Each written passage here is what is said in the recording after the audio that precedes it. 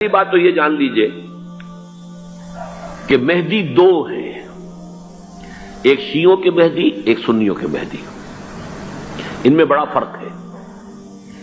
شیعہ حضرات مہدی کو مانتے ہیں، وہ ان کے 12ویں امام ہیں۔ ان کے عقیدے کے مطابق انہیں پیدا ہونے کے فوراً بعد اس اندیشے سے کہ انہیں قتل کر دیا جائے گا ایک غار میں چھپا دیا گیا تھا۔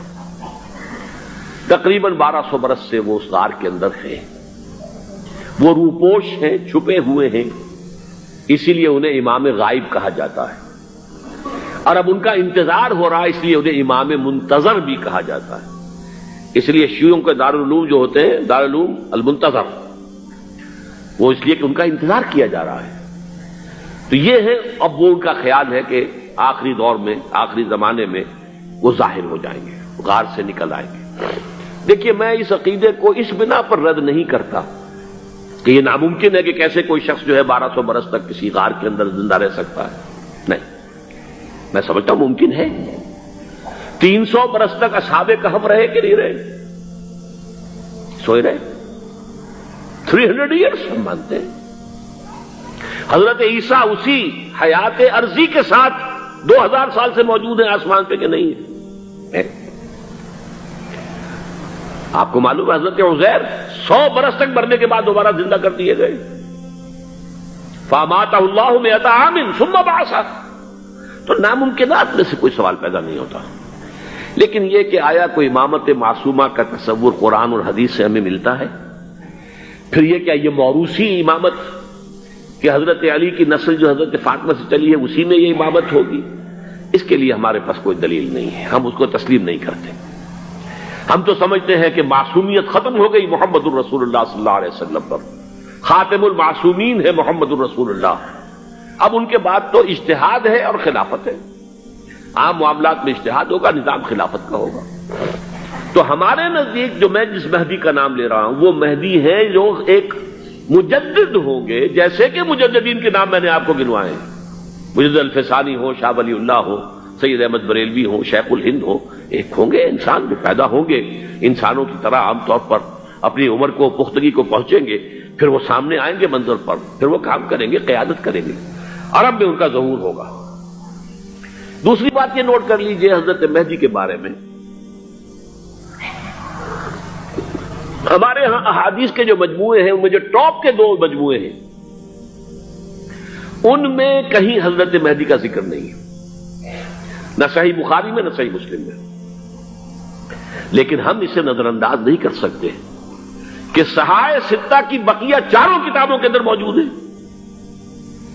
لہذا نظر انداز نہیں کر سکتے، اگنور کرنا ممکن نہیں ہے۔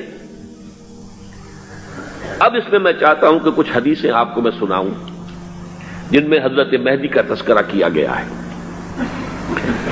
پہلی ہے وعن عبداللہ ابن مسعود قال قال رسول اللہ صلی اللہ علیہ وسلم، حضرت عبداللہ ابن مسعود سے روایت ہے، وہ فرماتے ہیں کہ حضور نے ارشاد فرمایا لا تذهب الدنيا حتى يملك العرب رجل من اہل بیتی، یہ دنیا ختم نہیں ہوگی جب تک کہ عرب پر میرے اہل بیت میں سے ایک شخص کی حکومت قائم نہ ہو۔ اور آپ کو معلوم ہے کہ آج تک عرب پر حضور کے اہل بیت کی کوئی حکومت قائم نہیں ہوئی، اور جب قائم ہوئی بھی تھی حضرت علی کو اگر شمار کیا جائے، اس لیے کہ حضور نے وہ جو مشہور واقعہ ہے کہ ایک چادر میں لے لیا تھا حضرت علی کو اور حضرت فاطمہ اور حضرات حسنین کو، اللہم ہؤلاء اہل بیتی، اے اللہ یہ بھی میرے اہل بیت ہیں۔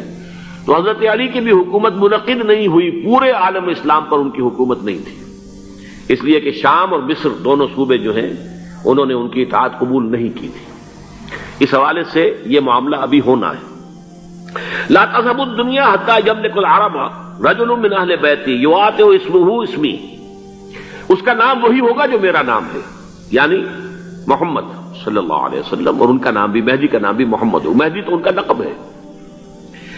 یہ ترمذی میں بھی ہے، ابو داؤد میں بھی ہے، سنن ابی داؤد، جامع ترمذی، بلکہ ابو داؤد میں ایک اور روایت ہے، قال، حضور نے فرمایا لو لم يبق من الدنيا الا يوم، اگر دنیا کی زندگی میں سے کچھ بھی نہ بچے سوائے ایک دن کے، لطول اللہ تعالی ذالک الیوم، تو اللہ تعالیٰ اس دن کو لمبا کر دے گا، حتی یبعث فیہ رجلا منی، یہاں تک کہ میرے خاندان میں سے ایک شخص کو اٹھائے گا، من اہل بیتی، میرے اہل بیت میں سے، یواطئ اسمہ اسمی و اسم ابی ہے اسم ابی، جس کا نام میرے نام پر ہوگا، جس کی والد کا نام میرے والد کے نام پر ہوگا، محمد ابن عبداللہ ان کا نام ہوگا، اور وہ یملأ الارض قسطا وعدلا کما ملئت ظلما وجورا، وہ سرزمین عرب کو عدل اور انصاف سے اسی طرح بھر دیں گے جیسے کہ وہ ظلم اور زیادتی سے بھر چکی ہوگی۔